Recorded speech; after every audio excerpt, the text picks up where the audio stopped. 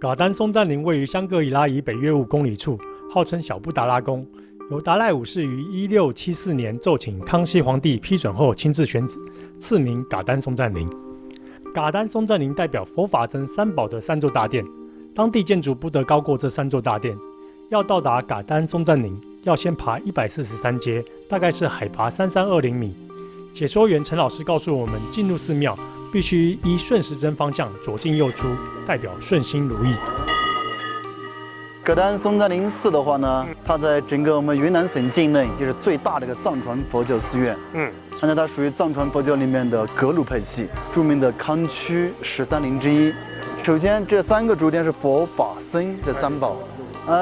对，我们首先供的是僧殿，然后是法殿，然后是佛殿。它是你看一下，从左到右依次的从低到高来供奉的。佛是最高果位的，所以我们最后把它供到最后面。我们要最后接受佛的洗礼。颜色不一样跟这个有关系颜色的话呢，因为这个释迦牟尼殿它又供奉那个文殊菩萨，所以呢很多人又把它叫做文殊殿，所以呢那个颜色就是呈黄色的。这个很多我们藏传佛教里面的颜色，它跟我们菩萨有关系。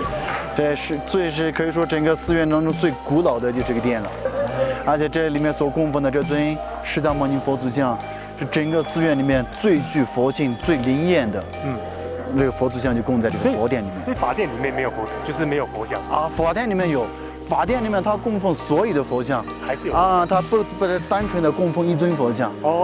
但法殿它主要的职责功能的话呢，就是供我们所有的僧人进学经的一个地方。学经的地方就做重大法事，就做重大决定抉择的场所。那僧殿呢？僧殿里面它供的主要就是宗喀巴大师。而且宗喀巴大师殿里面，宗喀巴大殿里面供奉的宗喀巴大师可以说是整个藏区最大的宗喀巴大师镀金铜像，高18米。5世的铜像，达赖5世还有7世铜像都有，都供在这个殿里面。是在这个殿对。它这个扎桑大殿的正中央所供的就是5世达赖喇嘛的塑像。然后呢，后殿有5尊大的佛像，最后一尊供的就是第7世达赖喇嘛的塑像。